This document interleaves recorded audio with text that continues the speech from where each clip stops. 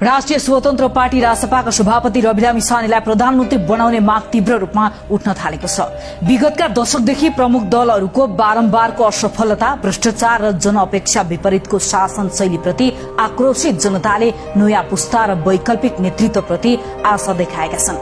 कारागारमै रहेका रविलाई आम जनताले प्रधानमन्त्री र गृहमन्त्रीको रूपमा खोजिरहेका छन्। त्यस्तै डाक्टर विकासानन्द योगीले पनि रविलामी छानेलाई प्रधानमन्त्री बन्ने सबैभन्दा योग्य पात्र भएको स्पष्ट दावी गरेका छन्। लामिछानेको व्यक्तिगत संघर्ष, राजनीतिक सोच र पार्टी संरचनाको सुदृढताले उनलाई नेपालको वर्तमान आवश्यकता अनुरूपको नेतृत्वकर्ता मानिने बताएका हुन्।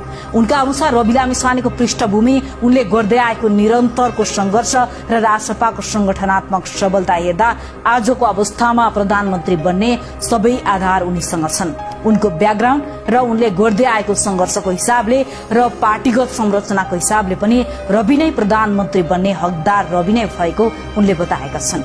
बालन शाहसँग पार्टी नभएको भन्दै रासपामा 101 किसिमका सबल र सशक्त व्यक्तिहरू भएकाले प्रधानमन्त्रीको हकदार रवि नै भएको उनको तर्क छ। उनका अनुसार रवि लामिछानेको व्यक्तिगत संघर्ष, राजनैतिक सोच र राष्ट्रिय स्वतन्त्र पार्टी रासपाको सशक्त संरचनाले उनलाई आजको नेपालका लागि आदर्श नेतृत्वकर्ता बनाएको छ।